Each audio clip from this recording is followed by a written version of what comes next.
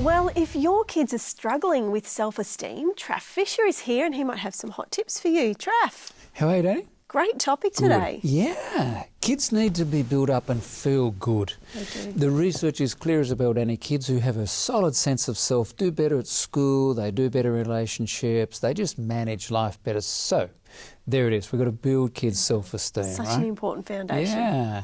Number one, build on their strengths. Yeah. So, my mind goes to a family, Danielle, that used to live opposite us in another place. And sadly, I used to worry because they had, I think their two boys were 10 or 12, and Mum would come out and hop in the car, and seriously, she'd cane these little guys. She'd just give them curry, really. Call them horrible names. What have you forgotten now? And I always worried about it. And I'd love to get these kids and say, hey, what do you do well? Let's talk about that. Yeah, so we need to build their strength. What about the other side of that, Trafford? Not so much the put downs and the emotional abuse.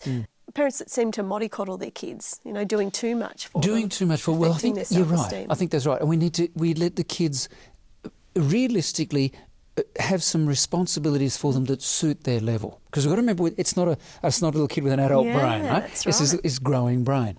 And the prefrontal cortex, which is the CEO of your brain, finally is fully developed at 25. Yeah. So we've got this journey that we take with the kids. So let's set some responsibilities for them that are fair at their age. I think we need to, along with that, get kids, build courage to accept when they don't do so well. I know of a family where the girl, particularly, as soon as she does something wrong, shit really upsets her. She gets almost sick over this fact that she hasn't, she's failed. Yeah, and I think, the future perfectionist. It's a worry. We've got kids. It's okay. Mistakes okay. And if we can model as parents, oh man, I blew it. It's cool. It's a mistake. Chill out. Yeah, we can get over this. So we need to celebrate small victories for the kids too. If they do something good, yay, that was fabulous, and celebrate the good time. Right. What else? Let them help you set goals for them. Right. So we guide them. What do you want to achieve today? What do you want to achieve by the end of the week? How many books would you like to read?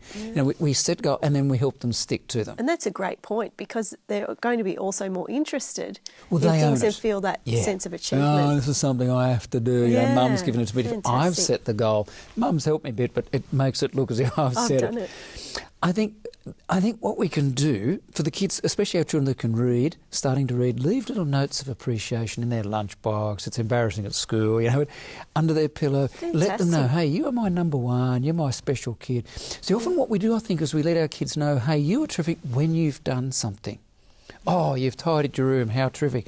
I think what kids need is, you are terrific, period. Yeah. It's not attached to... This is about you, not This is not about what you've done. You are terrific. I think the final thing we need to remember, compare them only with themselves. Yeah. What about Johnny down the road, or what about your bigger brother? No, compare them with themselves. You have improved wonderfully this week.